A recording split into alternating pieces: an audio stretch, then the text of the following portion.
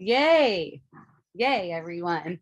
Aloha and welcome to Wisdom Dialogues with Hope Johnson, coming to you from Hawaiian Paradise Park on the beautiful Big Island of Hawaii. Yay. Thank you, everyone who's joining. I love you so much. It's been a little bit for me not having Wisdom Dialogues for like, I don't know, 2 weeks or something. Seemed long. Aloha, Jerry. Yay. So the reason I was taking a couple weeks off Wisdom Dialogues was that my brother was coming to town and we were going to spend some time together and explore the island and stuff like that. Well, something else happened. And of course, it was all awesome. And lots of learning opportunities involved in that. Sweet connection with my brother and his family and their friends, really sweet connections. I did spend some time with them, but not nearly as much as I thought and as I had planned, which is perfect. That's always perfect for me. I leave things open like that. So as I was getting ready to leave my driveway, I got news that my dad passed away from my mom. My mom texted me. So I'm leaving my driveway and my brother's holding the gate for me. And I said, hey, my dad just passed away. And he goes, he got really, sort of like looking like he might have the potential to get upset. And I go, oh no, it's not your dad. This is my half brother. We have the same mom. We grew up together. No, not your dad, my dad. And he goes, oh, okay. So then he was feeling, I was like, okay, cool. So we're cruising and I'm cruising to Kona kind of by myself. I have my nephew with me in the car, but he's really into playing his games and stuff. So I'm just like letting him have his game time over there. And it occurs to me that I do not care that my dad just passed away. And I'm going, interesting. So I'm looking at that and I'm going, I don't care. Like, it doesn't make a difference to me. It doesn't really make a difference to me. And it was like, oh, well, that sounds reasonable. It's not like there was a bunch of interaction, like it was kind of sparse, years between and stuff like that. And then I noticed a little, oh, fuck that guy. And that's how I knew. That's how I knew there was something. And once I was over at the B&B, they had a B&B right in Kona, beautiful spot. Oh, aloha, Anne. Anne just joined. Oh, thank you. Yay. So we got a beautiful spot. They got a beautiful spot. I wasn't in on renting the house or anything. It was my brother and his family and their friends. They were all in on getting the place. Okay. So, no, it was Kona. It was right on Ali'i. Right on the ocean. Absolutely gorgeous. Sunset was incredible. Sunset from the jacuzzi. Yeah. Very nice. Very nice. The jacuzzi smelled like chlorine, but I wasn't going to let that hamper the situation. So that was fun. So the people who they're renting with then end up coming home and they're like, oh yeah, we want you to stay here. We want someone that knows the area and has been living here. And yeah, we'll make a place for you. We'll make it nice and comfortable for you. I wasn't sure I was going to actually stay over there because I like to be in comfort zone. So I'm like, okay. So then a little bit later, I'm sitting and I'm having a conversation with one of the women, and she's talking about how she can't stand feet. Feet are the worst. Feet are the worst thing ever. Like, don't put feet on her. She doesn't even want her husband's feet on her. She doesn't even want to look at feet. She was going on and on about the feet. I thought it was great. I loved it. So then some of the people from the group come home with a bunch of Costco food, which I'm not interested in at all. I already went to the farmer's market. I got some stuff for all of us, and I just keep on getting good stuff. So I wasn't interested in whatever they were doing, was putting away the groceries and talking about what Costco food they're going to eat and stuff like that. So I grabbed a smoke and I got a lighter from my father-in-law, and I went outside and I stepped out onto kind of like a ledge. It's kind of like a ledge, but it's really wide. It's like a big concrete block. So I stepped on up onto that, and I was looking at the ocean, and I go, oh, I feel like sitting down. And I went to get onto the step beneath. There was a step beneath, one step beneath, where I could put my butt on where I was standing, and I kind of dangle my legs down there. Well, I went to take a step down and totally apparently miscalculated where that step was. And I pretty much dove. It was a trip. It's like Tony asked me, were you drunk? And I'm like, no, I didn't have anything to drink. So no, it was meant to be. It was meant to be that. So anyways, I find myself going down, and I noticed the thought come really fast. It's not that far down, is it? I didn't remember. I had been out there earlier in the day. It ended up was like about 5 feet down. Fell on my butt, mostly. My butt hole is numb. No, that's a fun, interesting thing. What really got hammered though was my left foot, like pretty hammered. It got pretty tweaked. Yeah, it's up right now, and it's not in the normal lotus position while I'm having wisdom dialogue. Thank you. She blew it a kiss. Uh, so there I am. It's pitch black. I can't not see anything. Okay, it's like so dark. And I'm kind of like in a lava hole, because that ledge where I was like 5 feet, and then around it is also lava. So it's kind of like in a lava hole, and it was new moon, so there's no moonlight. And the people, when I first found myself laying there, I was like, first thing was, thank you. I was just glad I'm getting my lessons however they come. It doesn't matter what it is. Someone was saying, yeah, thank goodness you're still alive. And I was like, well, yeah, it's not really that. It's thankful that in whatever way my lessons need to come, they're coming, so immediately gratitude. And then, okay, can I move? So I started moving around. I go, yep, I can move. Okay. Well, first, when I was laying there, I was thinking about screaming for my brother, because he's so sweet. He always helps me. But I knew that wasn't going to make any effect, because they were in the kitchen with music, putting groceries away. And I was near the ocean, which was loud on its own. So I didn't bother wasting any energy screaming or anything. And I groped around. But first, somehow I had my phone. I don't think it got impacted at all. So I was able to turn the flashlight on, and I was able to find the smoke and the lighter and put them up on the ledge so that they weren't down there in the ditch. And then I groped around to find my way out. Okay. I tried a couple different routes.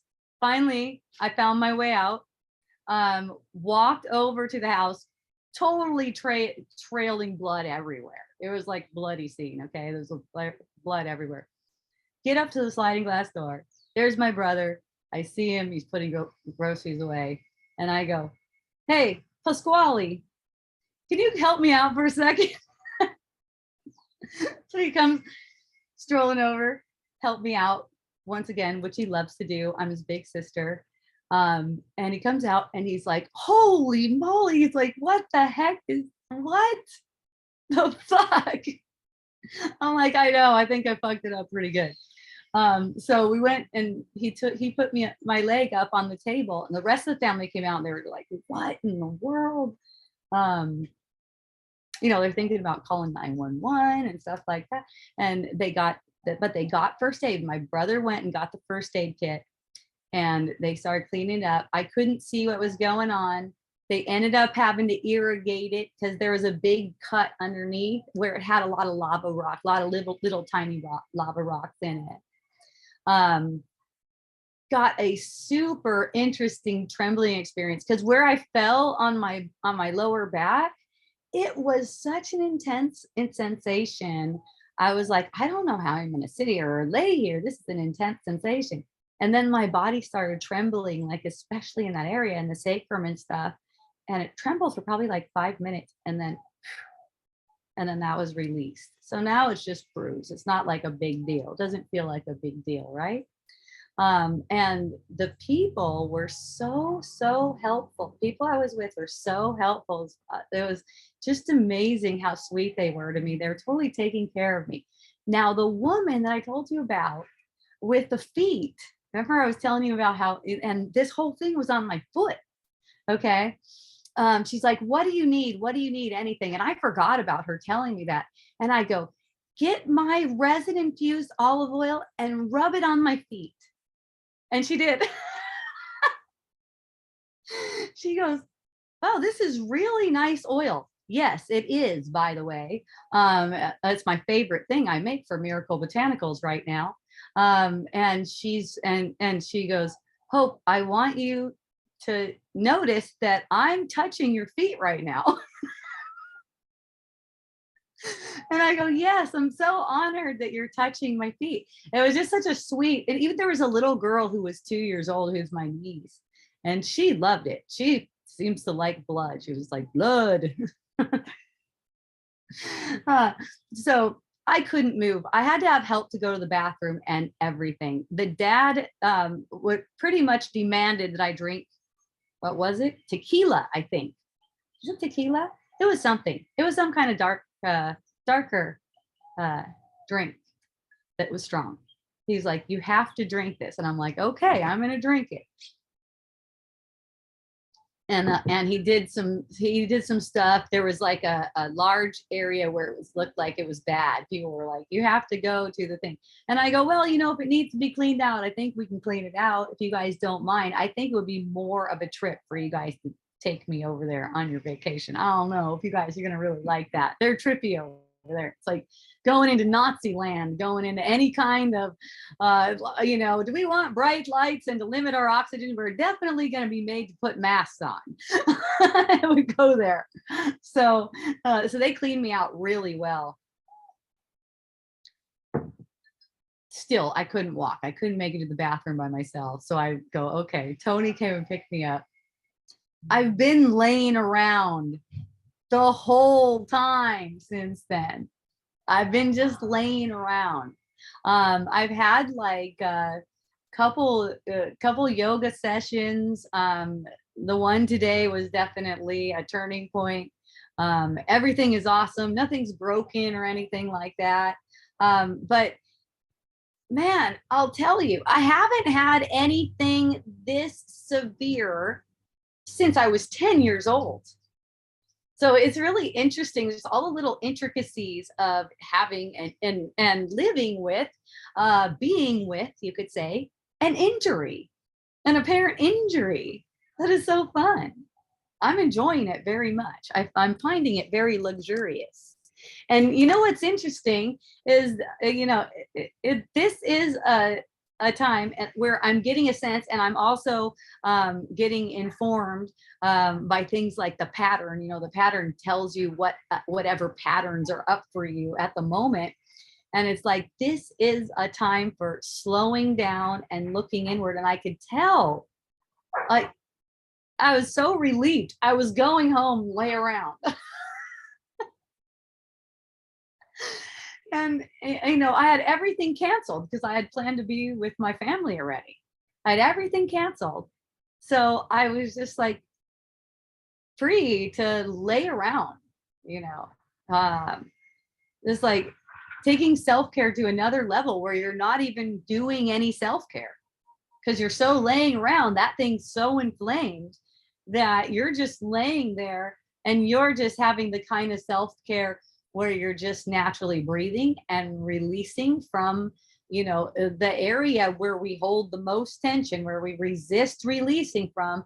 And that's like where your first three chakras are: the root, the sex chakra, as it's called, creativity chakra, and the solar plexus.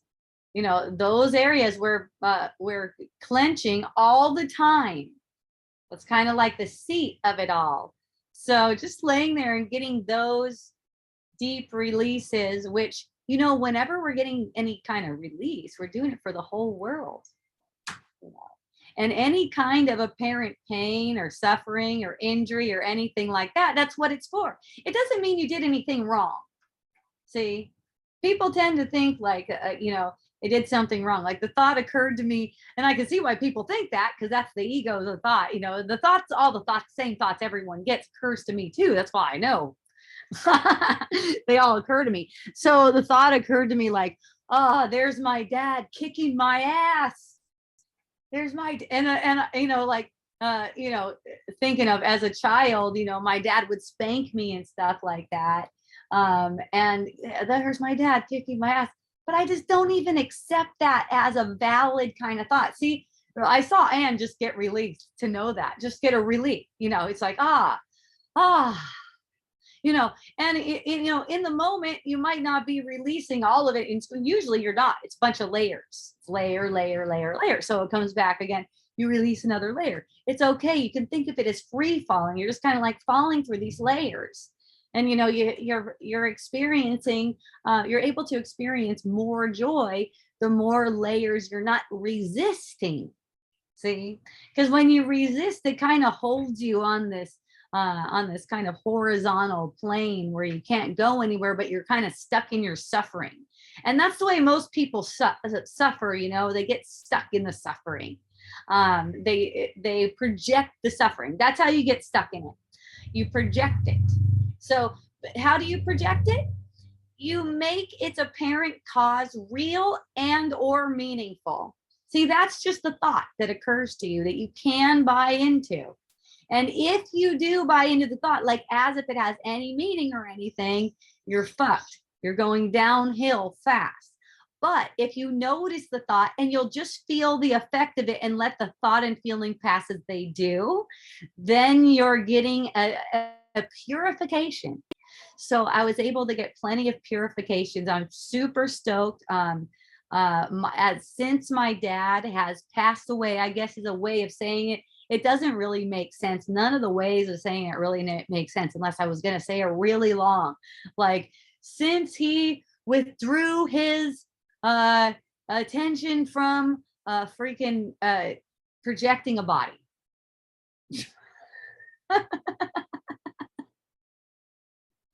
Right? So passing away is the easy way to say it.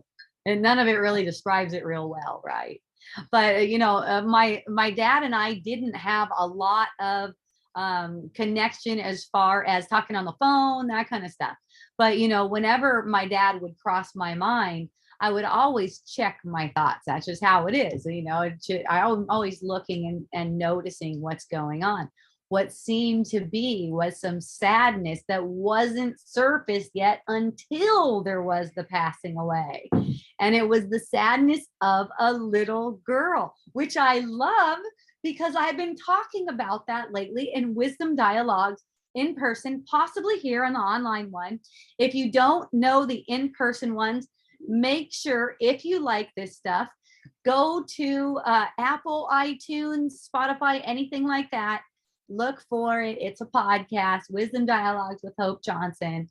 I was talking about how that sad little child that's saying, how could you do that to me? How could you be like that? How could you abandon this cute little girl? Especially when my mom sent me a picture of him with me when I was like 2 years old. And it's like, oh my God, I was so cute. How the fuck could you abandon, and then those kinds of thoughts start to come to the surface, right?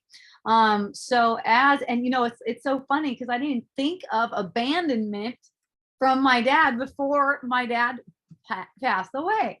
And then it comes up, and then there's this intense sadness for it, which I know because I've been through it before. Actually been through it with my mom back in 2014 during the Vipassana. It was the same kind of thing to my mom, this sad child.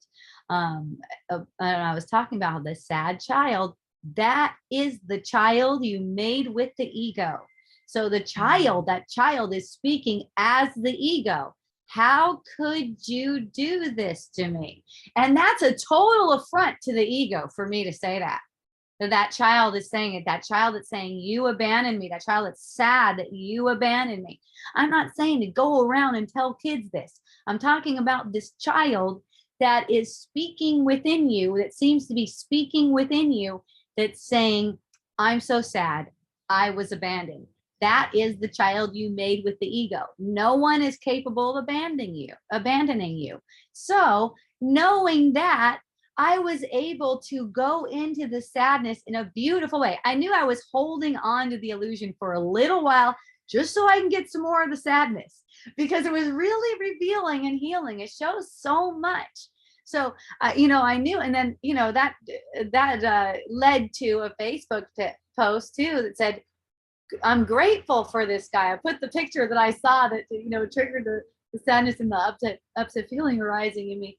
And I said, I'm really grateful for this guy for seeming to adore me. He adored me. In fact, one of my sisters told me, Hope, after he left the States, because one of my sisters went with him. It was a half sister. So that's him and my stepmom, who were now together, right? And she told me, Hope, he talked about you all the time. He loved you. He adored you so much. And yeah, I told her, and she was saying, do you really think he abandoned you? I said, no, I do not think that. I don't think that at all. That's the whole point of it. I don't think he abandoned me, even if it did really, really, really, really, really, really seem like that. The inner child that I made with the ego feels that way. That's all I need to know. That's it. The inner child feels that way. And that feeling is an illusion, okay? And that feeling illusion is valuable for its gifts, for the hidden gifts that are within it. Not only do I enjoy the sadness because it being revealing like that, it's actually more like ecstasy. That inner child is completely taken care of. That inner child is allowed to know that I'm in charge and not the ego. See, it's like this inner child that I made with the ego is now being protected from the ego. So it can be like, thank you. That's right.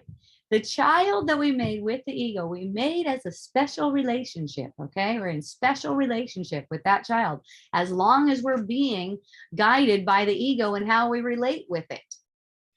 But that relationship with the inner child, just like all relationships, is transformed into a holy relationship when it's recognized that any fear or pain or frustration or sadness that this child is experiencing is not even justified. It's kind of like a child that's like really sad, that thinks that they lost their father, let's say, and you show that little child, look, here's your father right here. They're not gone. And then they're like, thank you, relax. Not only is he not gone, but he's shown me that he's here with me so much more than when he seemed to have a body. When he seemed to have a body, he thought I was a sinner. Okay. I practice yoga. Okay. And apparently those poses are devil worshiping poses. That's what he related to me. He hasn't related, while he was seeming to have a body, that's what he related to me. Now that he doesn't seem to have a body, he's relating to me on a totally different level. He does not give a rat's ass what I seem to be doing. He does not care. Okay, let's see what you guys are saying. Did you pee on it? Yes, I did. I was in the shower though.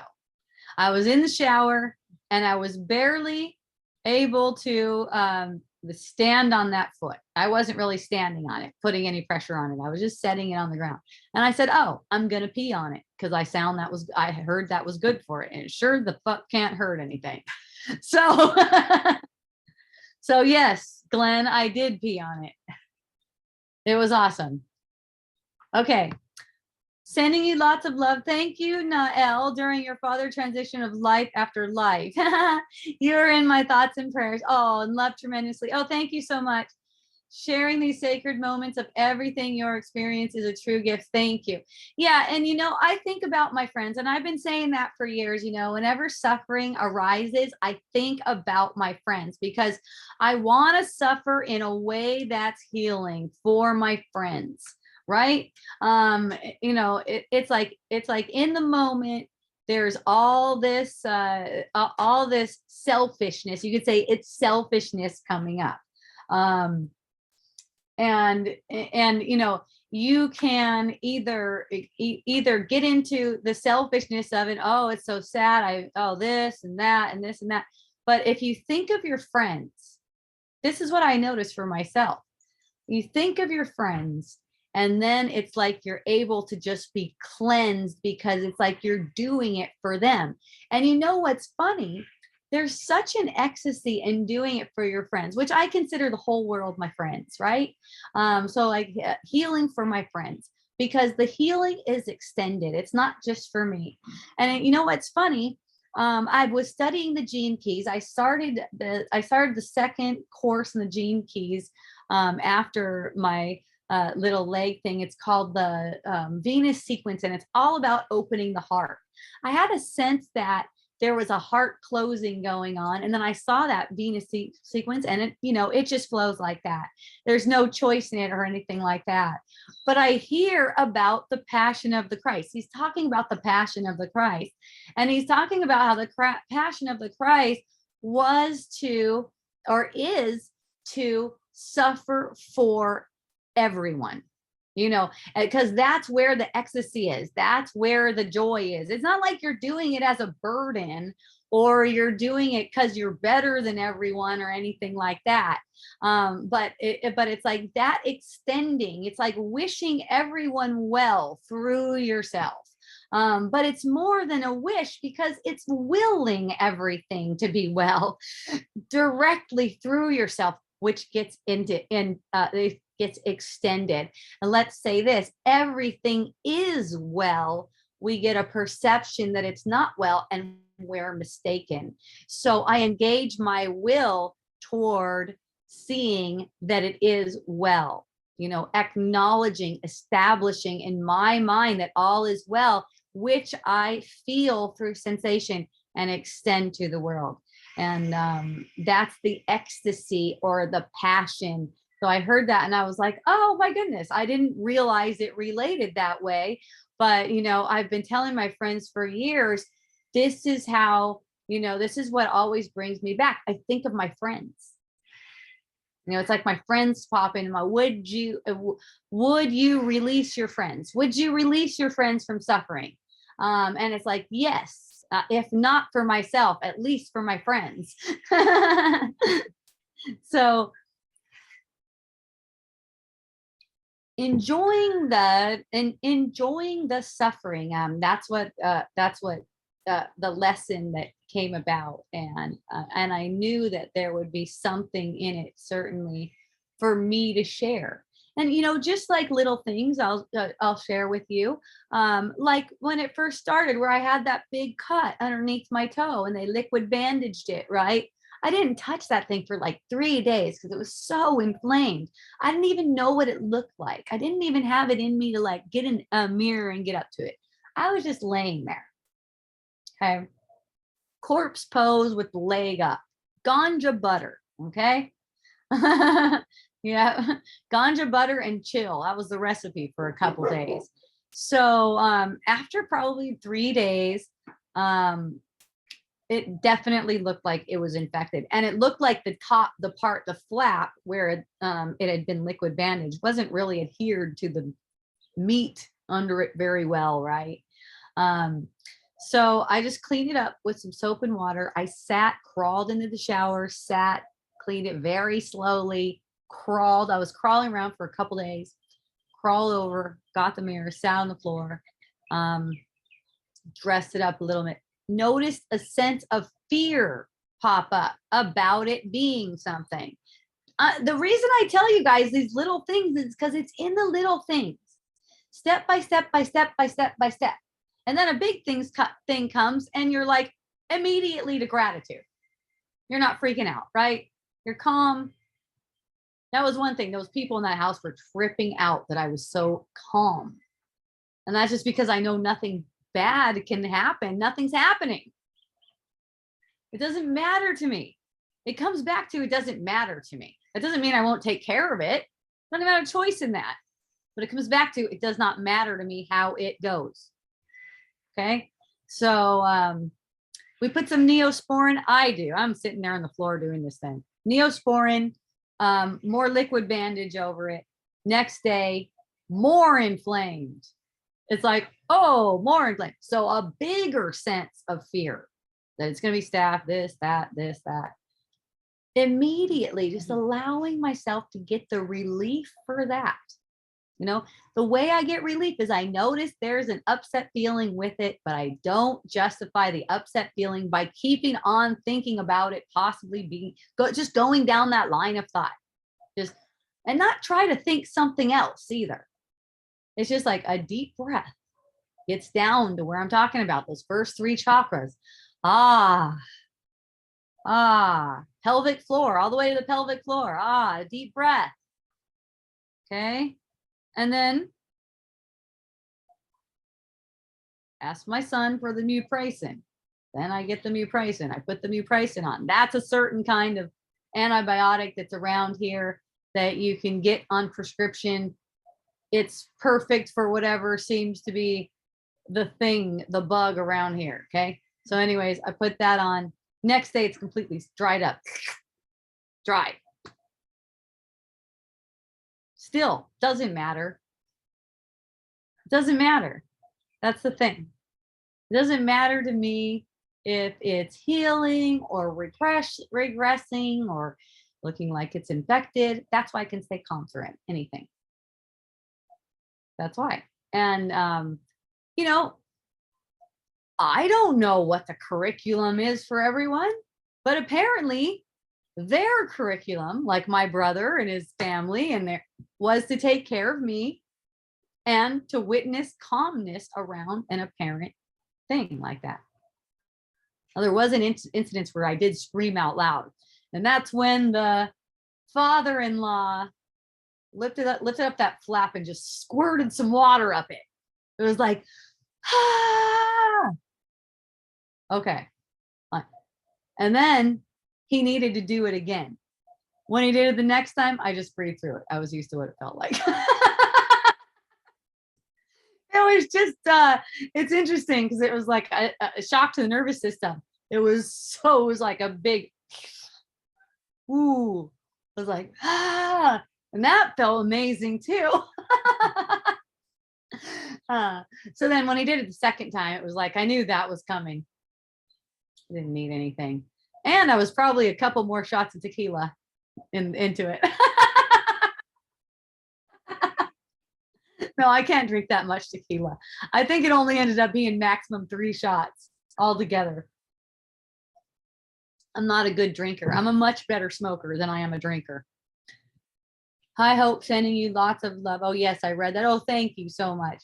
There was no chance in that for any apparent bodies. Hooray. There's no choice in that. Yeah, there's no choice in anything. So, yeah, everyone got the lessons. We all get the lessons that we need all the time. That's why I can just go to gratitude instead of freaking out. Because I know we're all getting exactly what we need. You can think of, oh, why did this happen? This got so sad. I had all these plans. I was going to show you guys everything. And we were going to do all the shit. And now I have to go home. I was like, no, I get to go home and luxuriate. It's my foot up. Have an inward journey. People would be bringing me some water and stuff. I just laid there for like 3 days. It was kind of brutal. It's kind of a brutal thing. Now it's a trip. I mean, I'll show you guys the toe. It's totally fine compared to how it was, of course. See, it just has a little tiny bit down there. You wouldn't know this whole thing was like a big old flap. Sure doesn't look bad, does it? Pretty funny. It doesn't even look like it was separated from the thing.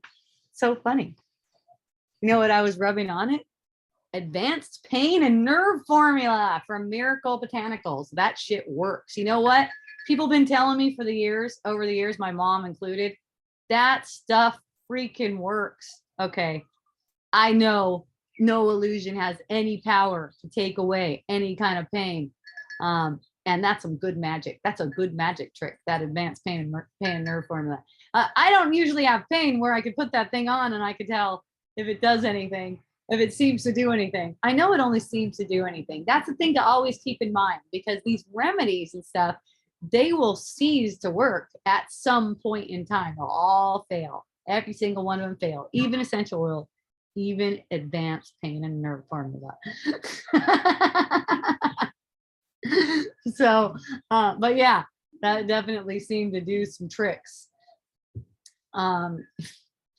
Going back to yoga was the first day I went back to yoga was probably, I think it was Monday. Oh yeah. So Friday, Saturday, Sunday.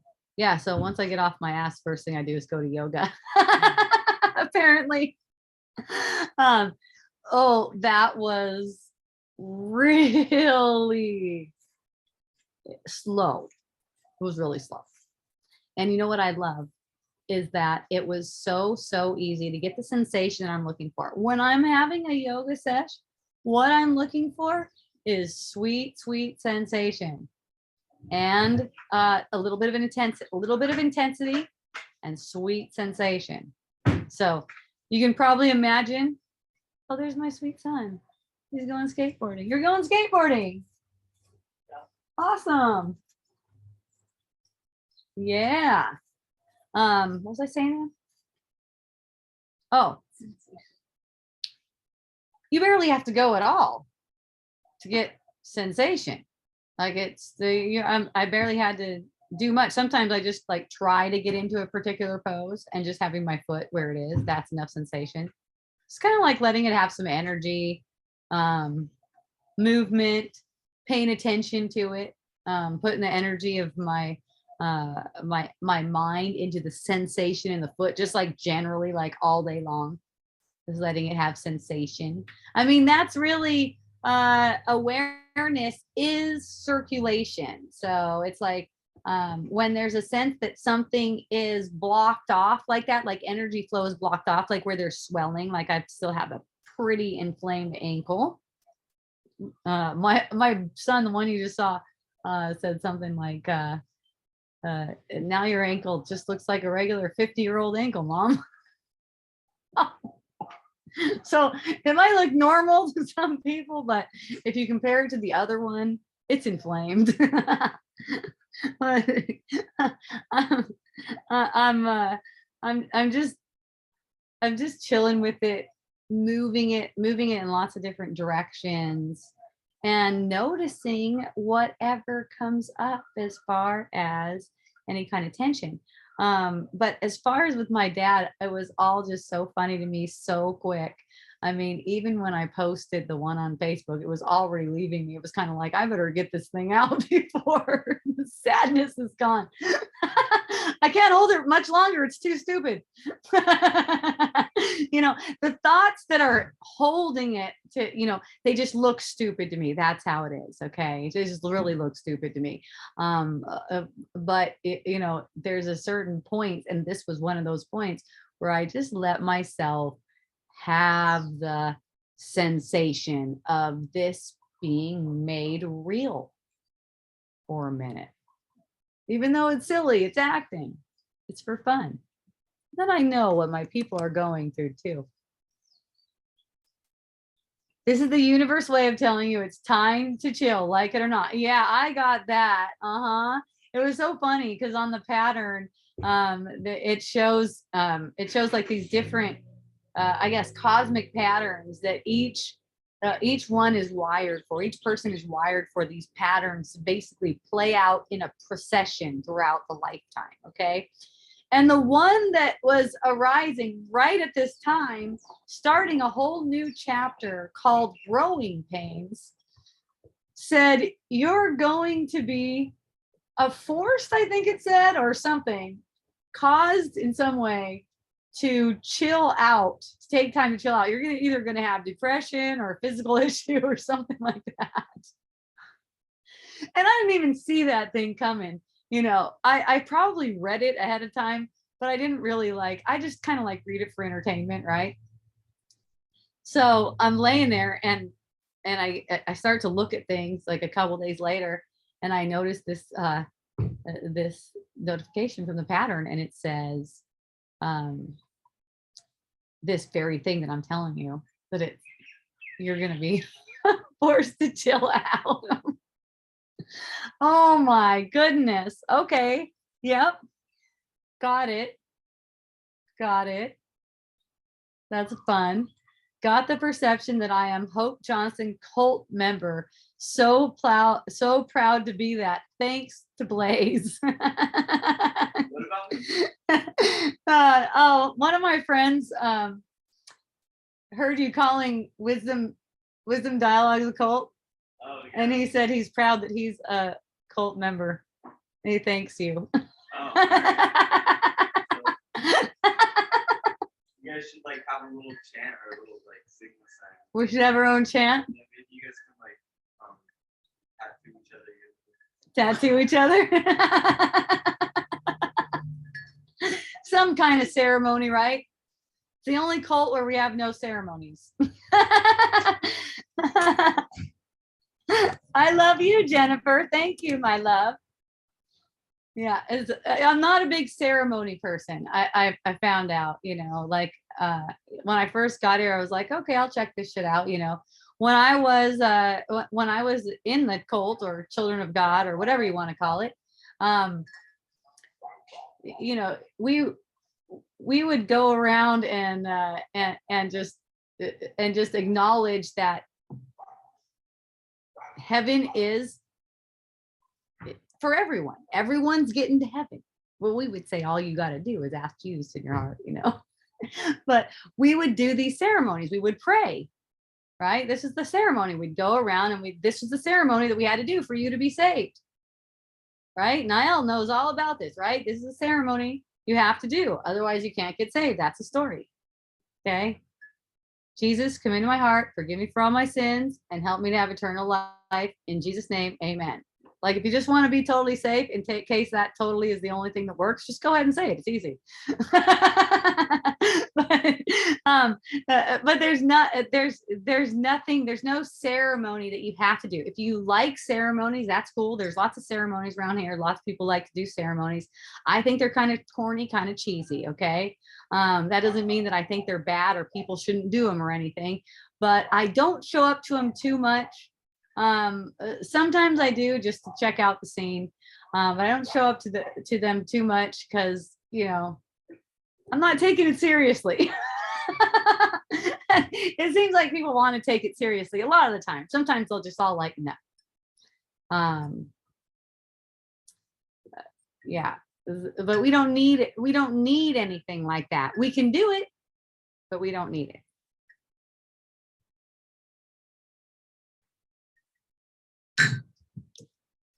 A cult with no ceremonies. I love it.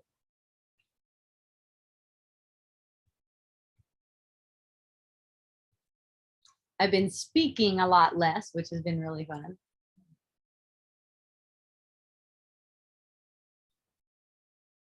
People were asking me, are you coming back on Friday? Or are you going to do Wisdom Dialogues on Friday? Man, when they were asking me that, I didn't even realize it was the next week. I was like, what? No. I'm not going. I wasn't even going to be right here sitting like this the way it was feeling, but it just turned a corner.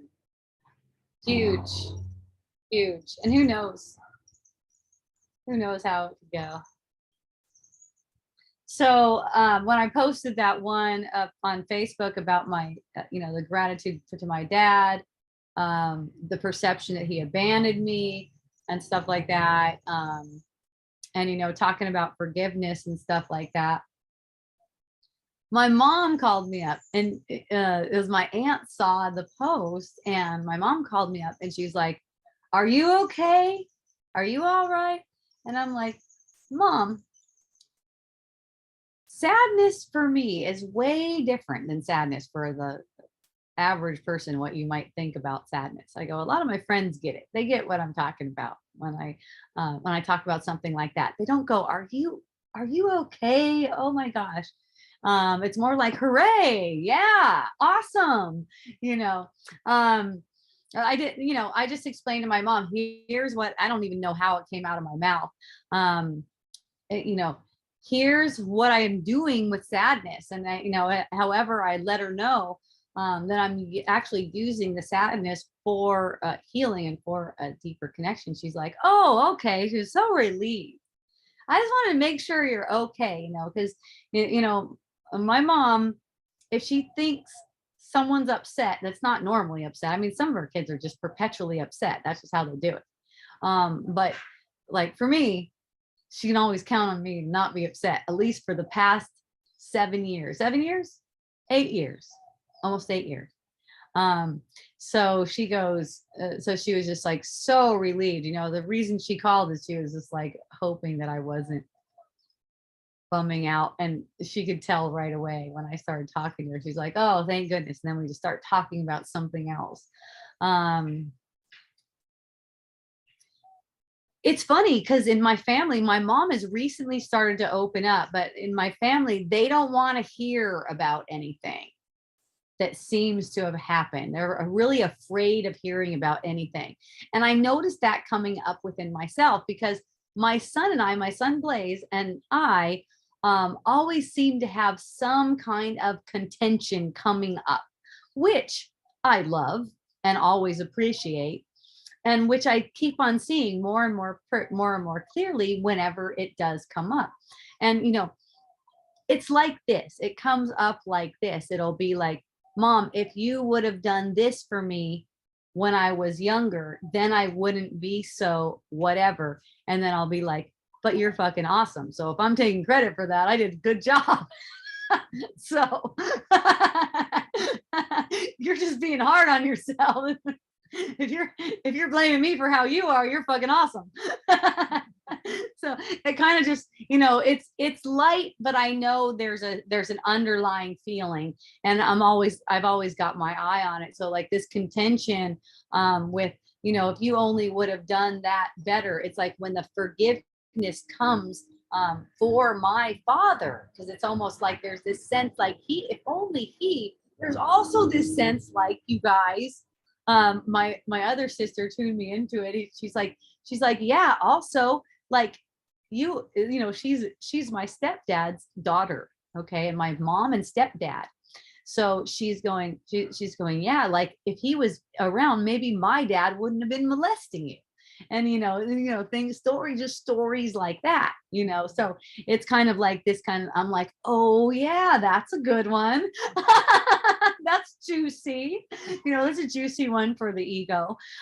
So just getting the eye on what is the story, what's the story that I'm holding on to that's causing my son to seemingly hold on to a story. And it's so fun with my son too, because it'll pass so fast. The next couple minutes he'll just be like, hey, what's up? But there's always this underlying sense that I didn't do it good enough for right now. I'm sure it's passing. There is a sense that I didn't do it good enough. And it struck me that it's the same kind of sense that I have for my dad. It took the body passing for me to see it. And that's exactly why everything happens. It's all perfect. When a body passes, it's a lesson for everyone involved. Now, when I look, I see, like I see stuff posted on Facebook. Here's another thing that clued me in really, really good. Posted on Facebook about what a great guy he is and stuff like that. I noticed myself get triggered. I'm like, oh. Juicy. And that's what it's for. That's really what it's for. It's not to deny or resist. And this is what I see, a lot of denial, even in you guys that seem to be pretty darn advanced. Okay. as far as knowledge, as far as spiritual knowledge. Oh, aloha, Angela. I love you. My cousin Angela is on. You know, a lot of you seem to be really advanced, but you know, I'm also noticing how you're taking this thing about suffering to mean that you're holding on to something, you're resisting or attaching to something that you don't need, as if it's not good to be suffering. It is good if it's up. It is what is up. You know, like I said in my post, I'm not going to pretend like I feel something different. This is what is up. This is what is being felt. Yes, the feeling is an illusion. But if you run from it, you repress it. You're denying its life. Let it have its life and deny any truth. See? To the thoughts that are propping it up, but let the feeling have its life in you. Okay? This is what I see. It's major resistance. So, you know, when I go through it, I could see that more. When I go through it, I could see that resistance to not wanting an upset feeling. It's the same as not wanting an injury. It's the same as wanting something. It's exactly the same. So see, you come to a place, and I've seen a couple of my friends turn this corner recently. I am so grateful. I am stoked beyond words. I mean, Leah, for one, told me, I'm a little bit apprehensive to talk about people, but I think she'll be okay with this. Told me a story that was just so amazing, and really a good depiction of what it's like to be walking around just healing everywhere you go. So Leia's walking down the street, and she sees this guy who looks like he's unhealthy. He's got a big gut. He looks like he probably eats Subway and junk food every day. He's walking towards her, and she notices this judgment arising about him. And she does sort of like a little prayer. Help me see through this judgment. This is my judgment. Help me see through this judgment, right? And immediately she gets a sense of release. And the man, at the same time she's getting a sense of release, just randomly says, "Thank you, Jesus." And Leah was just like, whoa. So Leah just recently, like within the past week or 2 weeks, had an experience where she saw that there's nothing here to be clinging to. There's nothing here to be wanting. There's nothing here that's going to be your salvation. There's nothing here that's going to cure you. There's nothing here. So then, whatever it is that comes, you can be with whatever it is that comes. You're not running from it now. So she's just witnessing healing right and left, and that's how it is. You're just witnessing healing right and left because you're willing to see that it's only your judgment. That's anything that brings an upset feeling. It seems to be for another person. It's not. It's for the image that you hold out for yourself. So any kind of judgment, it's like, yeah, I have zero judgment for my dad. And now that he's passed away, man, he has zero judgment for me. That's fucking amazing. I mean, really, he always did have zero judgment for me, but he thought that I was not worthy of the kingdom of heaven. He thought that I was unworthy of the kingdom of heaven. That's got to be hard. He wrote that down. I mean, not those exact words, but basically, you're doing yoga, you're worshiping the devil. Where do you think that lands your ass?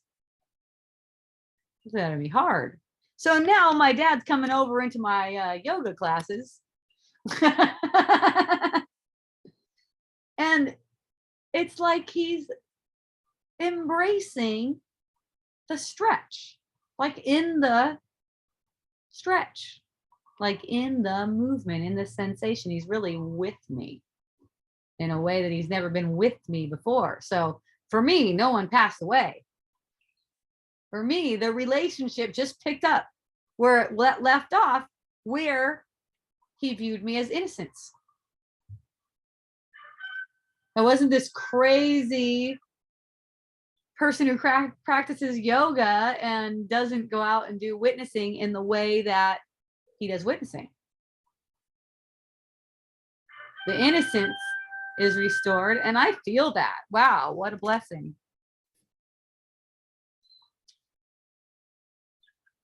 I put an X into the chat. Okay, that was me. I was going, who did that? Oh, it was me. Okay. When one of my family members transcended, there's another word we can use. I started to weep and thought, I never knew suffering could feel this beautiful. And then Glenn said the Buddha apparently knew something, and that motto be like laughing his mofo, and that mofo be like laughing his ass off. There it is. Yeah, that's why it's so funny, because there's nothing to resist. The suffering is actually blissful when you get beneath these surface layers, the really thin surface layers that you can call them defensive mechanisms, okay? Because there's defensive thoughts that keep you from diving into the suffering. Now, I have friends that said, "Oh, I've been feeling my suffering for years. Nothing's happening." Okay, you're feeling it on the surface. That's why. As long as you're feeling it on the surface. And the reason you're feeling it on the surface is because you still prop up the thoughts that make the suffering true. Let's say you're suffering over feeling like you don't have enough money, okay? If you're feeling through feelings, thinking that's going to get you the money you need, you are on the wrong track. You're on the surface. You're right on the surface, okay? Feeling the feelings in a way that's healing, everyone's feeling them, okay? They can't help it. But the resistance to feeling is a different way. It's misery. It's miserable because it's dependent on things to happen in the world. That's why it's miserable. When it's not dependent on things that happen in the world, the suffering is beautiful. Like with Nael, he was weeping over the thought that someone died or transcended, as he put it. He was weeping over that.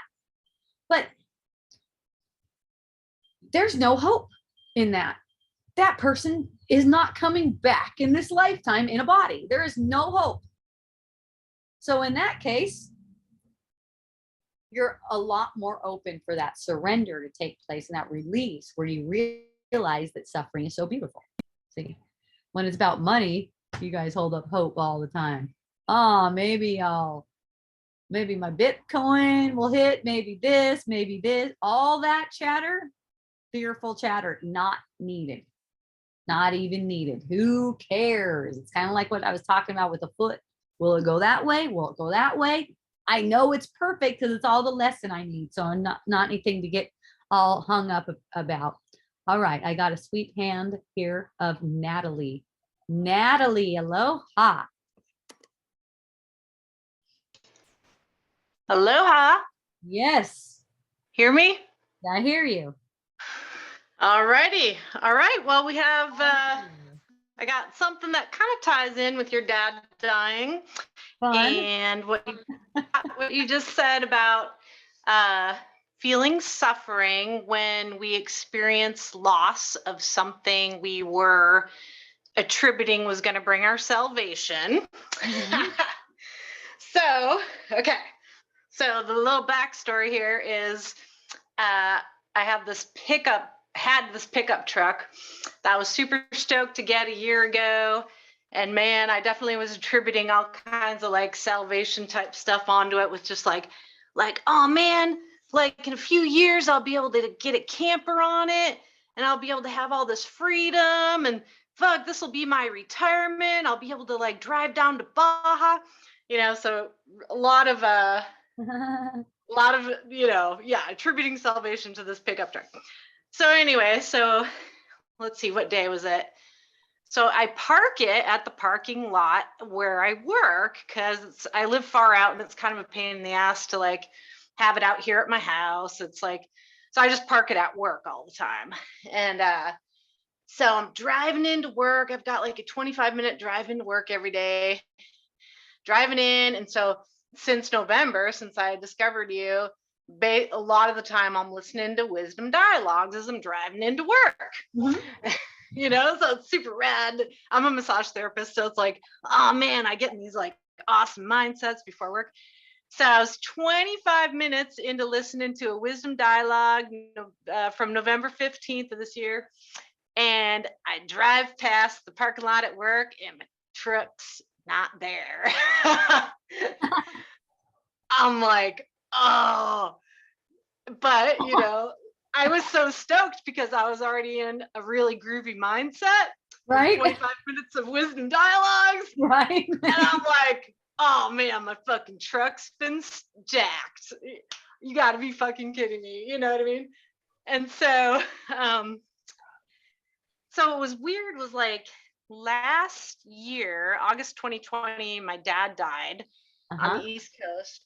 And I noticed a tendency to just be like, oh man, I could really, milk this for lots of like sympathy type stuff. Like I was noticing my ego tendency to be like, if I share that my dad died, like, oh man, I'm gonna get so much like sympathy and stuff from people.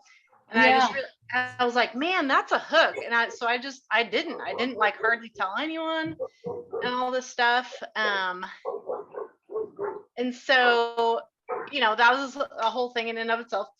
So anyway, so this time when I lost my pickup truck got stolen.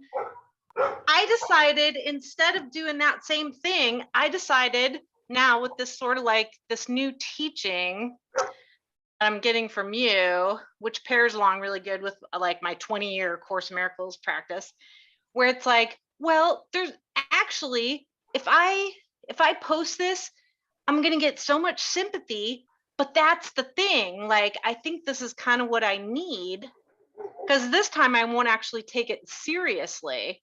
And it'll be like, I don't know. So, and kind of that whole thing of just like, well, I don't have a choice in the matter. So I was just like telling everyone, and I was posting it,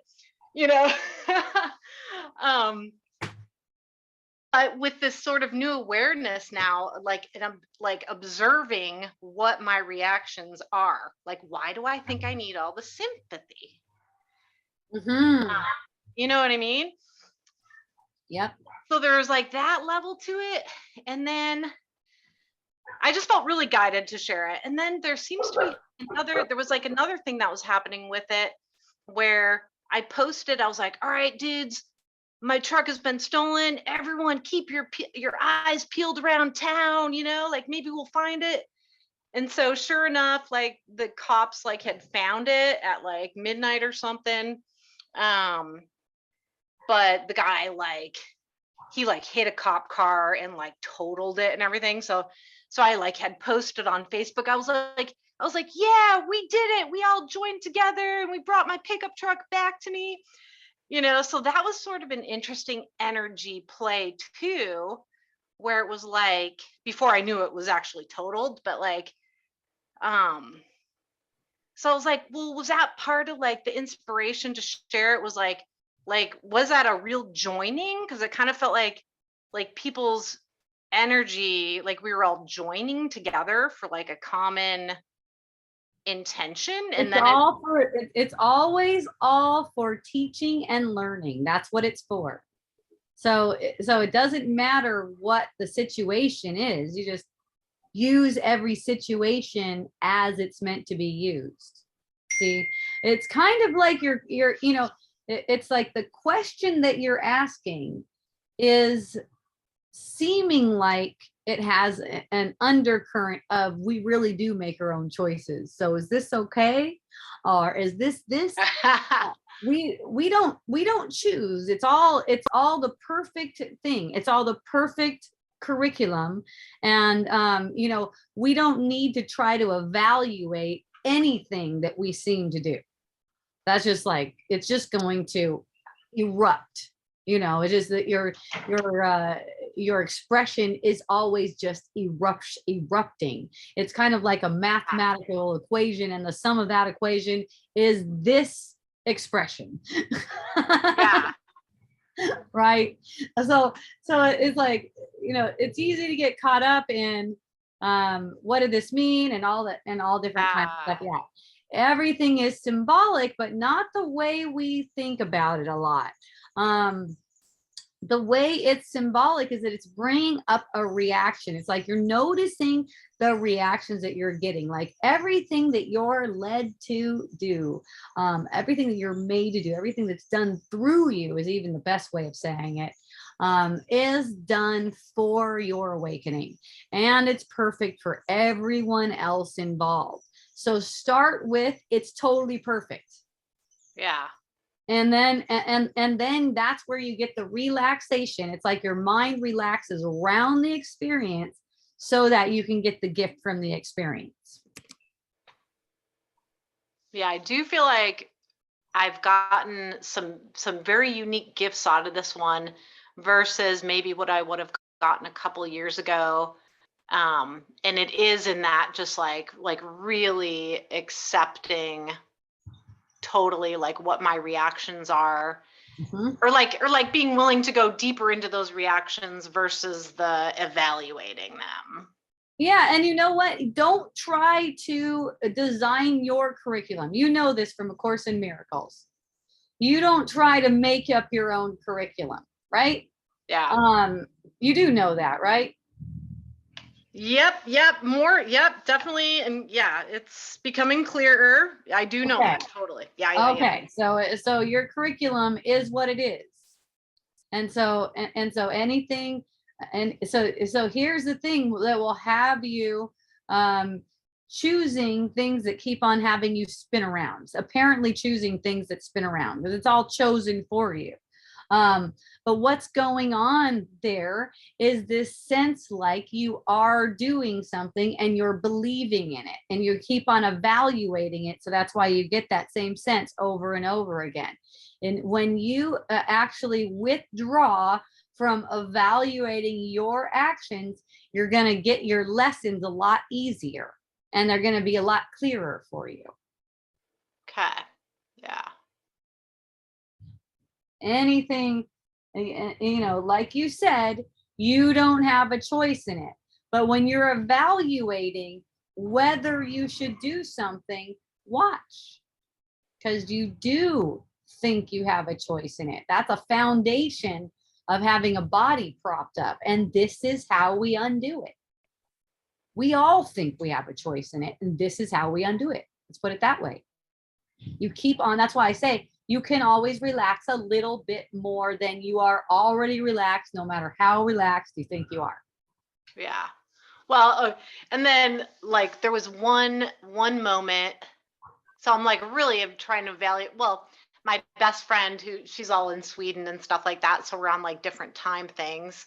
Mm-hmm. And so I really got into evaluating. There was like a trippy moment where I was all like I had reported the vehicle stolen earlier that day, and then I was like anxious. I couldn't sleep, so I was like baking chocolate chip cookies. I had cookie dough all over my hands. All of a sudden, the phone rings at like after midnight, and I knew it was like.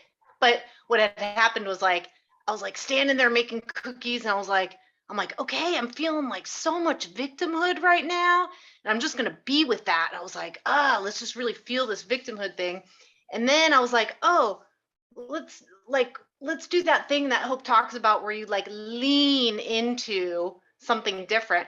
So I like leaned into the feeling of like, oh, hey dude, whoever you were who stole my pickup truck, I love you. Like, I love you, man. Yeah, they're giving you such a gift. Yeah. So I like leaned into that. Yeah. And like 60 seconds later, there the phone is ringing where it's the police are like, oh, we found your pickup.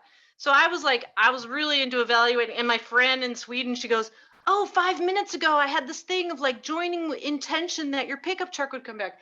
So then I got kind of sucked into the evaluation of like, oh, we caused it. It was my extending love to the dude that, I don't know. Well, here's the thing though, okay? The illusion that you perceive, it's like the miracles come into the illusion too and show you certain synchronicities that come together.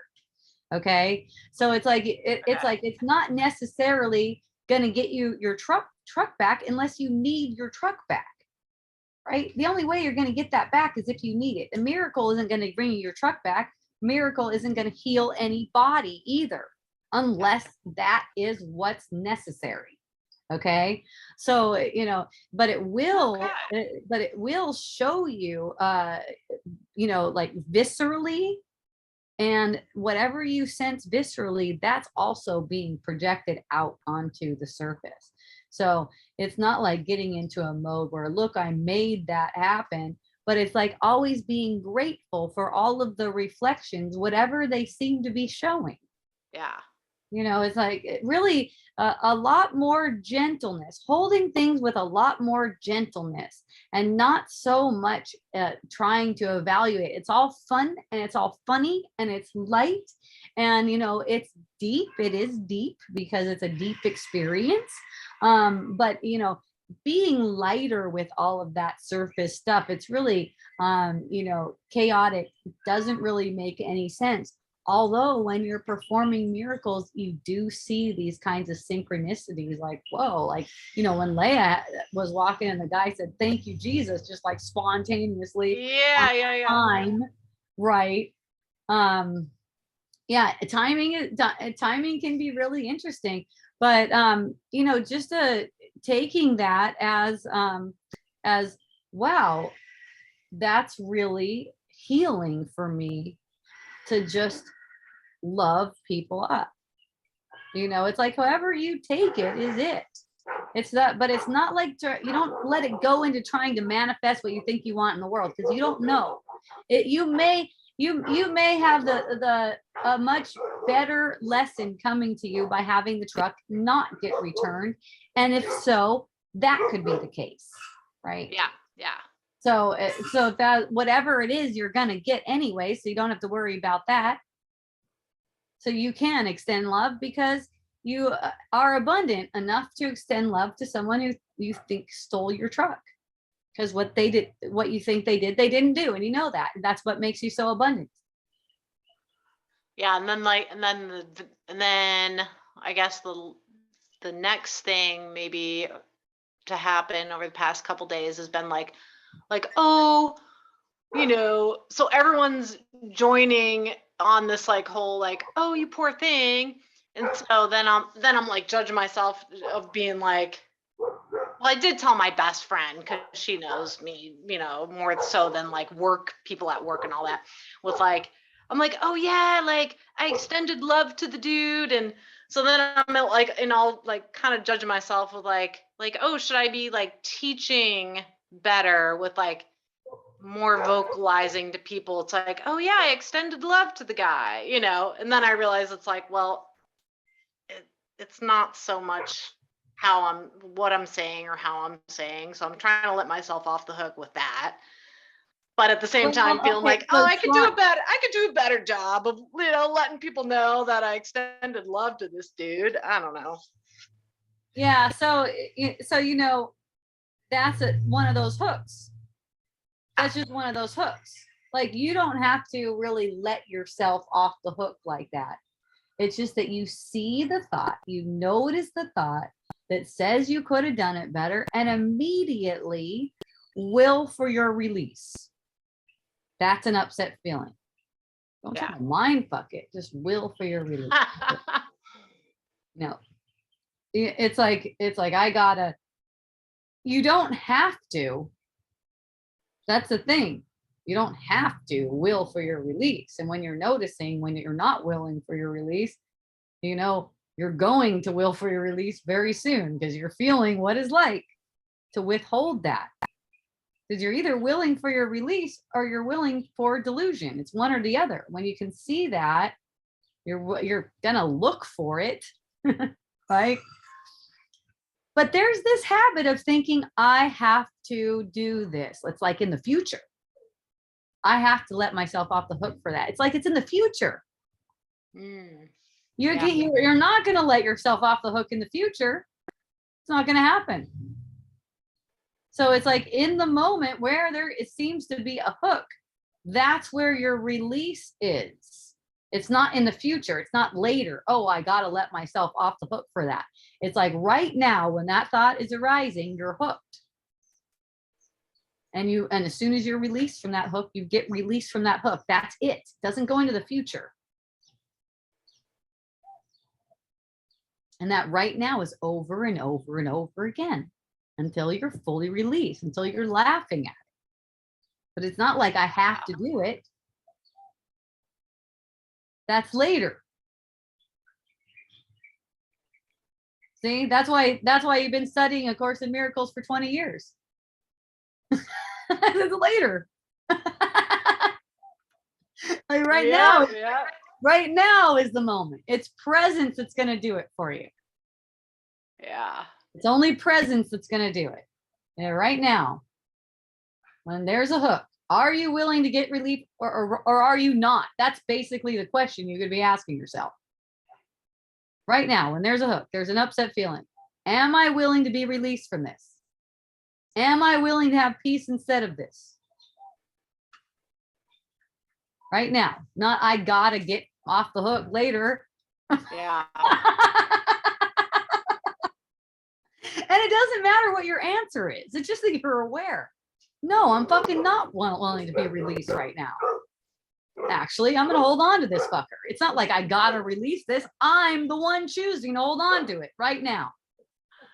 Yeah, I know. Yeah. And it feels like I've been kind of experimenting with that too. It's just like, oh, like, well, yeah, well, fuck. What if I do hang on to this, for a little bit more today? And, oh man, like, it just does not feel good in my body. And so I'm like, yeah, that's how to look though. It's not a future time. You're going to get a really good sensation by looking at like that. You're going to see exactly what you're seeing. You're actually watching what you're doing to yourself in process. Yeah. And feeling it. And see, when you get hooked by the thought that says, I should be teaching better, then you're not present. So are you willing to use that thought right there in the moment so you can be present with yourself? That's all. Yeah. And if not, no problem. It doesn't mean you have to let yourself off the hook. You are going to. You don't even have a choice in making that choice because you're going to be made to suffer until you fucking do it. Yeah. And what do? You love your suffering because that's what it's for. Right? And then you see that there was never anything to be afraid of. Suffering was never anything to run from. Okay. Yeah, good stuff. I have more hands. Yep, I feel complete. Totally. Thank you so much. I'm happy. Thank you. Aloha, Natalie.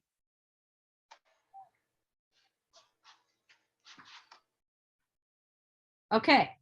So, I had a hand there. Angela, are you still on? That's Angela Young, not my cousin Angela. My cousin Angela actually said why to something. You know what? That was like 19 minutes ago, maybe, or more. And I don't remember what you were asking why about. Maybe you can send it to me or else join online. You can talk to me. It's right in the same post where you're watching on Facebook. Just click on that thing, get online. And Jennifer said, your dad loves you and has never left your side. Yes, it's true. It's true. It's only blindness that made it seem like he was not interested in a heathen like me. All right. Angela, raise my hand, but now my baby's crying. I gotcha. That's cool. Well, thank you for putting your hand down once your baby was crying. If you happen to pop a titty, you did pop a titty in his mouth. Probably. That's my impression. All right. We're with Angela. Hi ho. Aloha. Exactly what I did. I fed him. He's sitting next to me now. Nice. We'll see how it goes if he allows us to talk. But I mainly was feeling excited to talk just to say thank you for your post recently. Oh my goodness. Some of the things that you say are so incredibly relevant for my life. I feel like we're sharing the same brain or something. But That's so awesome. I love how we just like, it's like we gravitate to each other, but we're just resonating on the same kind of frequency. So we can't help it. We just like see each other. yeah. Yeah, it's magic. Mhm. But I would like to share that just something really big came up for me that brought up like a trauma or whatever you want to call it from the past. And I wasn't sure, like, it was bringing up strong energies that really wanted to be just sat with and felt with. And my tendency is to kind of spiritually bypass and judge yourself like, oh my God, I'm being unspiritual right now because I have these really strong feelings. Hmm. Yeah, and then I ended up hopping on the phone with my sister who went through the same experience that I did. So I thought it would be a healing thing to be like, hey, are you seeing what's happening? There's this event. A lot of whistleblowers are coming out that went through similar things that we did. How is this making you feel? And I got the projection back like, oh, you're just so unhealed. That's why you're having all those feelings. That's And awesome. yeah. So That's you. That's great. totally. No, it was amazing. And it was like, at first, it was like this really like triggered feeling in me, like resistance, right? But the phone call quickly ended. Like she had hung up the phone and it was like, okay, that's over. And it was the biggest opportunity for me to just be like, wow, I'm no longer going to play the spiritual hierarchy thing. And I'm actually going to be so self-accepting of myself. And honestly, everyone else, it was like this natural thing. I wasn't trying. I would just look around and like my kids, a person on the street. I just had this deep sense of compassion for like, just, oh, and you literally helped because it was your posting about your experience with your dad passing and how the story is still relevant for you. For some reason, you're just going to be with that. And I was like, yes, that's the self-acceptance that I need right now, just to be with what is. So thank you. My baby's crying and I don't want Okay, I love you. Aloha. Thank you. Oh, I know how that goes. Baby's crying. Yeah, it's like there was definitely a big response to those two posts that I did on Facebook, because that's the thing. People don't give themselves permission to even suffer. They're denying suffering the whole time, and especially spiritual kind people. It's like when you're not spiritual kind people, at least you go over there and you like cry your freaking eyes out and all that kind of stuff without any, because you're supposed to be like that, right? That's how you're supposed to be. You're supposed to be crying when someone dies. They died. Apparently, I'm saying that facetiously. You're not supposed to be anything. And for a lot of conventionally minded people, well, if they're not acting sad, then they could be, ostracized or who knows. But for spiritually minded people, especially people who've been studying like Course in Miracles and stuff like that, and they get the sense of sadness, they automatically think of themselves as having failed in some way. No, this is another opportunity for you to find out how blissful sadness is instead of running from it again. That's the whole reason it's coming up. So you can find out how blissful it is and then share that, because knowing the bliss of these upset feelings makes them not a problem. It kind of reminds me of that Disney movie, Monsters Inc. You guys watch Monsters Inc. before? Okay. Anne hasn't. She's the only one I can see. Monsters Inc. So basically these monsters, their job is to scare the children, because when they scare the children, they get fed, the monsters get fed off the children's negative reaction, their upset feelings. They need kids' upset feelings to live. So what the monsters do is they sneak through these doors at night and they scare children. And they gather the screams, and the screams give them energy. Okay. I don't want to be a spoiler. If you want to watch Monsters Inc. and you don't want to know what happens, then mute me. So anyways, the monsters end up screwing up somehow this kid gets back into Monstropolis. She comes through the door on the other way. So this kid comes back through, and she's just adorable. The monsters can't take it. She's so cute. So what ends up going on, like they do all this different stuff, but what ends up going on is the monsters realize that they are fed even more efficiently, even better off of the children's joy. So they could be friends. They could all just be friends, right? And that's kind of like the same thing when it seems like this is a monster, this upset feeling. It's not a monster. It's like it's your friend. It's the source of the joy. It's a you're going to know yourself through it.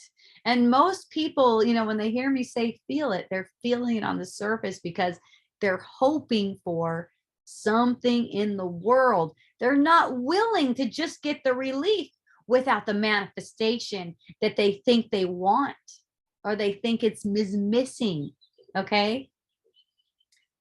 All tension that arises is from Glenn. Glenn, I love you. It's so fun to have you around. Thank you. All tension that arises in the body's energy field is that illusory self-concept projecting fear and guilt onto itself, an ego story that never was or ever could be. Hooray. And he ends everything like that. That's my friend right there. Aw, that's awesome. Yeah, that's right. It's just a story. They're all stories though. See how it loops back around and says, maybe you should have been better at teaching. I love that one that says, maybe you should have been better at teaching. Me and Ann had one experience. What was that, months ago now? Maybe like 3-4 months ago or something like that. I just closed this laptop after Wisdom Dialogues, and it was like, darn it, I meant to share. And then Ann looked at me and I looked at Ann, and we're like, that's bullshit. And it's dropping immediately because of the way it's observed. I'm not wrong. I'm not like going, I shouldn't even be saying, oh no, now I'm really fucked up. Oh no, now I'm not a spiritual teacher. I just fell. No.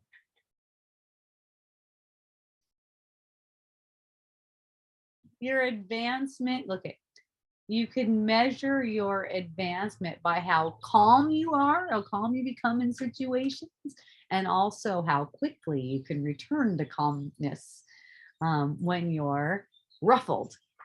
Okay, so how quickly can you return to calmness when you're ruffled is how quickly will you release your judgment for having been getting ruffled.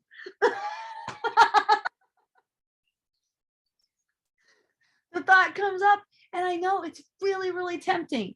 It's really tempting to follow that thought about evaluating. Basically, it's evaluating yourself. You're going to say, no, I did a good job. No, I didn't do a good job. I could do a much better job. No, you don't even have to talk to that. It's meaningless. That's what I mean by meaningless thoughts. Just start noticing your thoughts are meaningless. I don't know. I say it a bunch, but it seems like people don't really get it. And I get that too. I totally get that too. I mean, when the teachings converge, and I'm saying teachings, not just one teaching, we hear this from a lot of different sides and look at everything as a teaching. When the teachings converged for me in 2014, and I had that huge opening, and I knew I was in a different phase of living.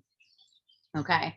When that occurred to me, I had also been really devoted to learning. I didn't know what to do. I was saying relaxation, still wasn't really able to do it. But then at some point, they just all came together. And that's what happened for my friend too, Leah. Recently, that's what happened for her. I've been seeing more and more people making this transition, getting closer, and then even turning the corner. Well, I know when they've turned the corner. They tell me a certain experience and they have a certain energy. I know there's no going back to the way they were relating with things. Like, oh my God, like just wallowing in suffering. If you're wallowing in suffering, good. You haven't turned the corner yet, okay? But you will. So while you're wallowing in suffering, be willing to affront the ego.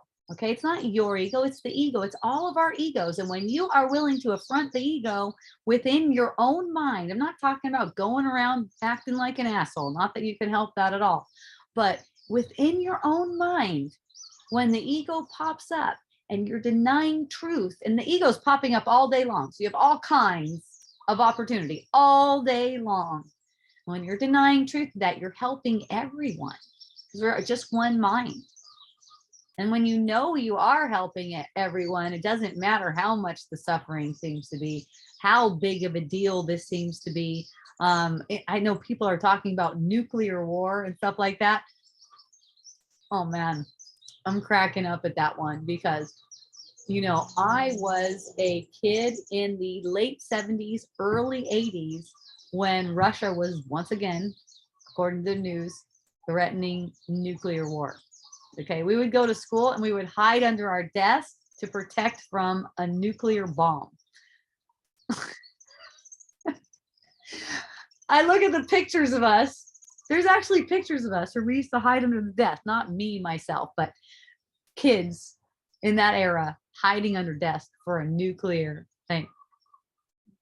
You really think the people who decided that we should be hiding under our desk for a nuclear bomb really think that they thought that that would protect from a nuclear bomb? No, it's the same bullshit running again. It's another bullshit story. Okay? People say, Hope, don't you think there's really a war? I don't fucking know. All I know is this cycle, it's an ego cycle. Not to blame anyone in particular. It's just like the monsters on Monsters Inc. Everyone's innocent. Okay?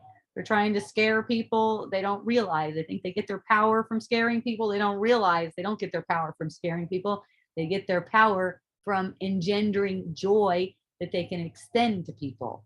Okay, that's not the same as greed stuff and stuff like that. You know, this is all just repeating pattern. It's funny because it's Russia again, it's nuclear bombs again. And I'm thinking, you know what?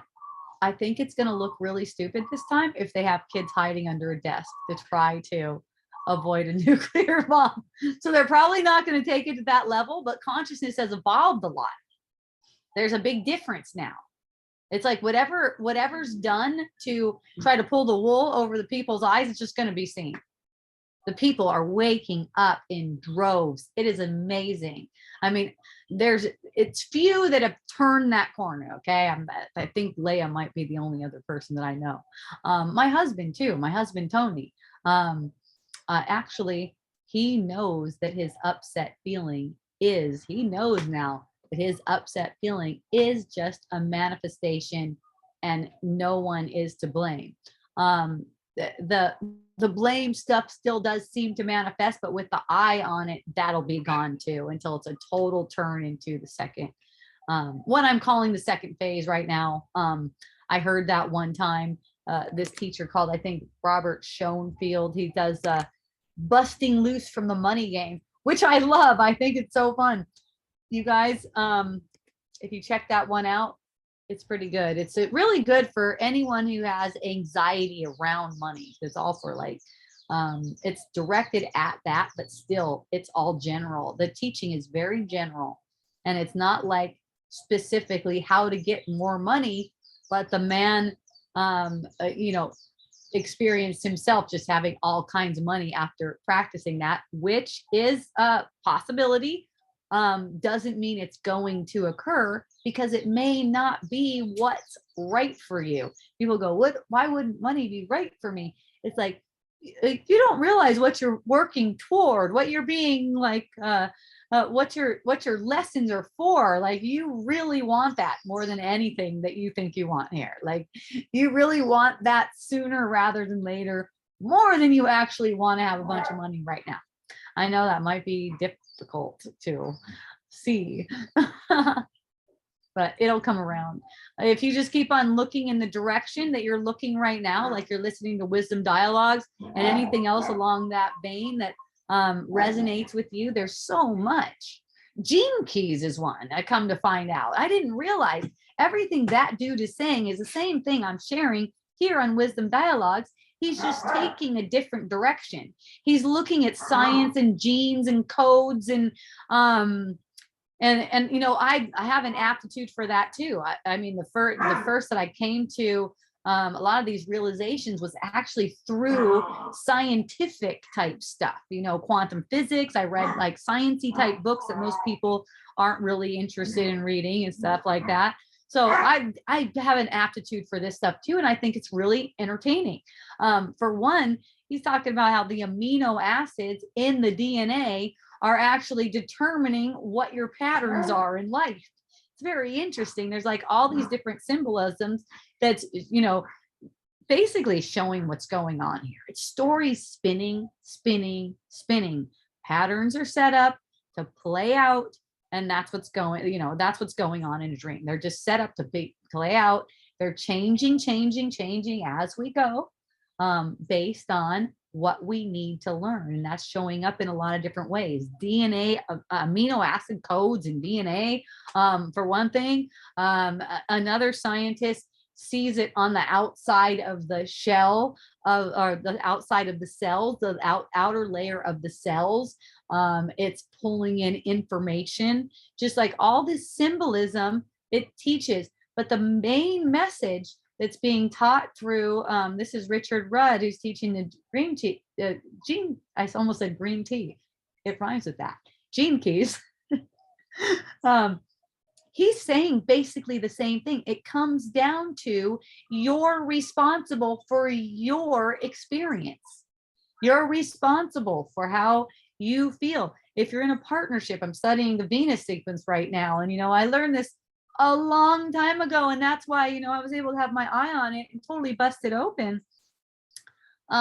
But, you know, he's saying it in a different way, and this might be helpful to some people that he's saying it in a different way, but he's really pointing the same direction. And I am here on Wisdom Dialogues. A Course in Miracles is pointing that direction. Mooji, you know, it takes it coming to it from different angles sometimes. And a lot of the times what I notice, so notice what you're being drawn to. I will say this one, Gene Keys, is solid. It's a solid foundation as far as it's up to you.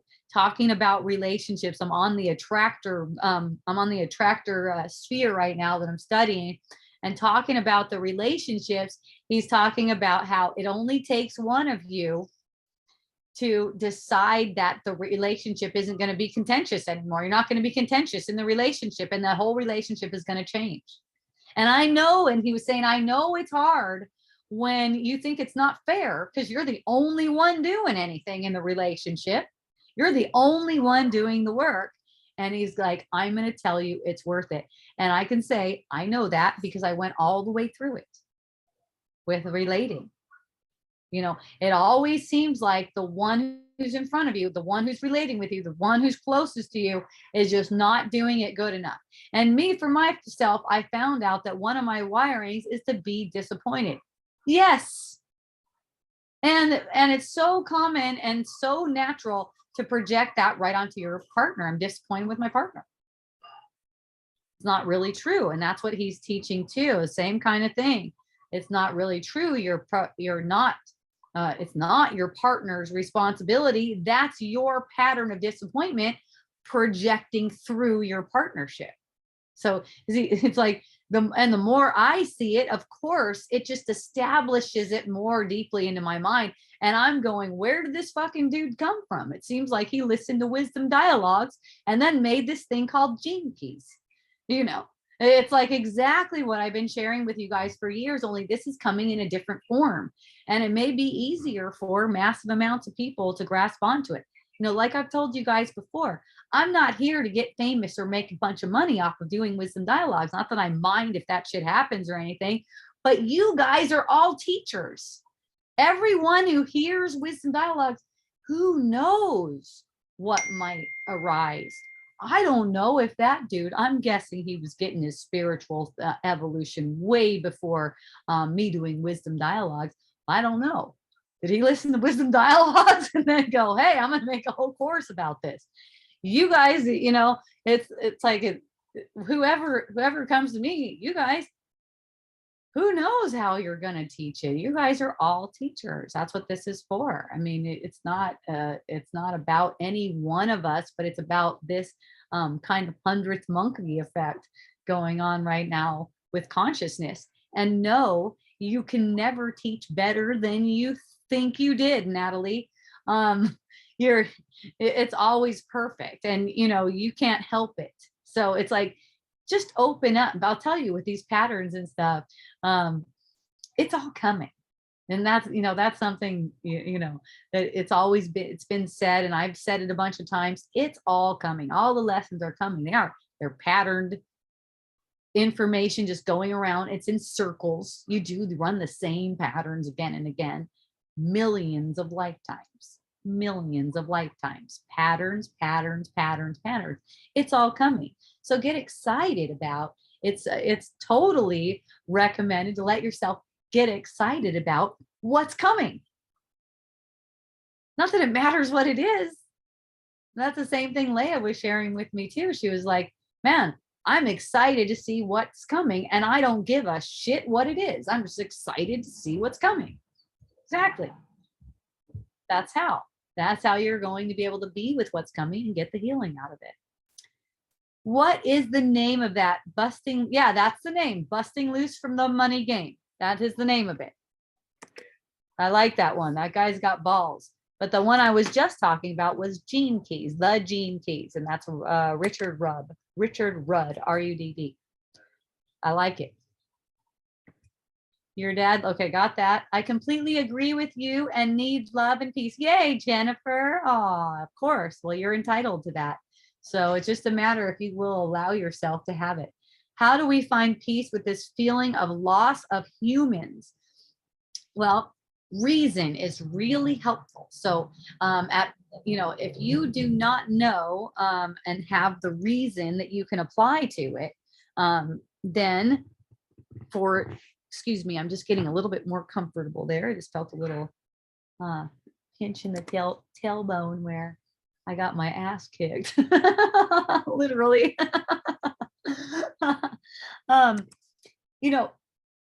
You just want to acknowledge that you must be mistaken about why you're feeling upset. See, it seems like you're feeling lost because of humans dying, because of bodies dying. You're not. The loss that you feel is for thinking that you lost your reality.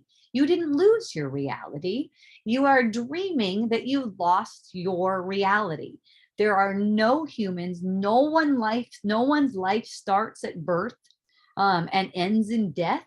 Life is eternal. So that's basically what the reason is behind that. Your feeling of loss is unjustified. That doesn't mean you shouldn't feel the feeling. It's just that go through the feeling with the truth. It's kind of like you're looking at the feeling through the eyes of what's true. It's an affront to the ego. It's actually compassionate to your inner child. But first, what might flare up is the ego going, no, no, no, no. So be very gentle with yourself. You don't have to push this on yourself. Don't think of it as an agenda that you have to push on yourself, more of a doorway to your release. The idea that you must be mistaken because you think that you're feeling loss over loss of human life. You are mistaken, and you need to be shown that you're mistaken and get a correction over it, and you will be laughing at the apparent loss of human life, because anyone you think you lost is automatically seen with an inner vision to be even closer to you now than they ever were when they had the barrier of the body. And when you're willing to see that, then you're going to experience that closeness and that connection with them. You're not even going to mind that they don't have a body. You're going to be glad for it. Okay. Okay. Of children. Okay. With this feeling of loss of humans, of children over greed. Same thing. Same thing. Okay. Here's the scenario. I know the scenario well. It seems like there's all these greedy people in the world who are taking advantage of children. One of them is forcing them to get vaccinated so that they can make a bunch of money. These pharmaceuticals companies have made bank, record bank.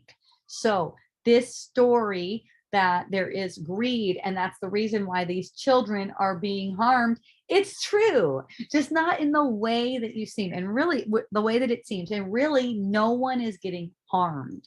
Okay, the children that seem to be being harmed by it are actually projecting that experience for you.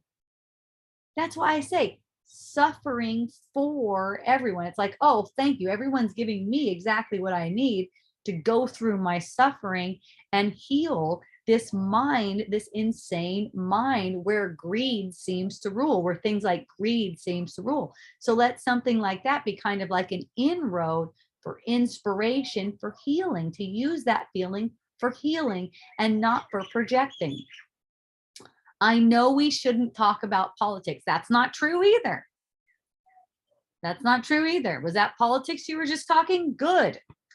I don't even know. I'm not trying to evaluate. Is that politics? I don't know. Is it? Someone says it is, then it is. Okay, it doesn't matter because it's all the same. It's all in the same boat. Politics doesn't matter. It's all in the same boat. It is totally symbolic. And I love the symbolism of politics. It's great. It shows the ego off really well. It's like, look, here's what happens when you think that you need an authority outside of yourself. Okay, here's what happens. Oh, I need protection from my neighbors. Oh, I need this. I need this. I need someone to give me money. I need. The more you need, the more you think you need, the more there's propped up an external authority. That's the ego. We all gave the ego authority over our lives.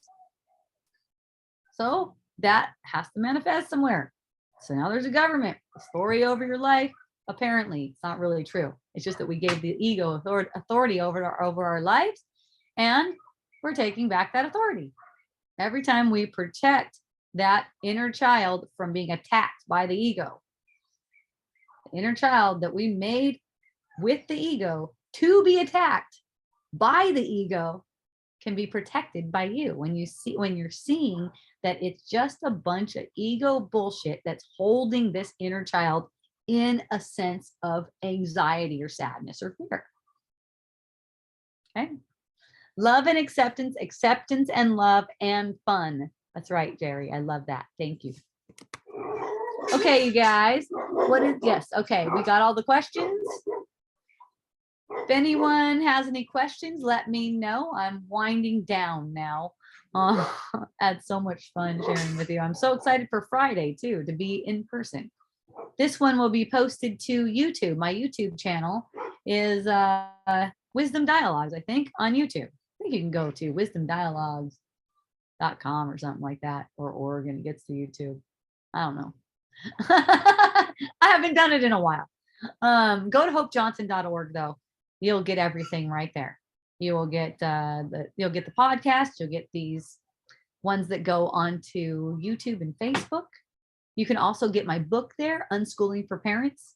Okay, people are getting pretty stoked still on Unschooling for Parents. That book is really helpful. If you have kids or not, super easy to read. So check that out if you like.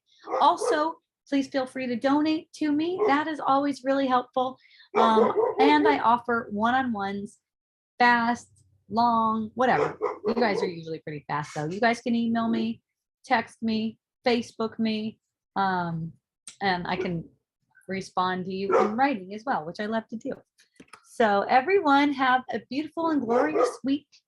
And I'll be back again next Monday here online. Friday, I don't have anything else planned for a super long time, so I think I'm going to be really consistent, and I'm excited about that. I love you guys. Mahalo, aloha, and a hui ho.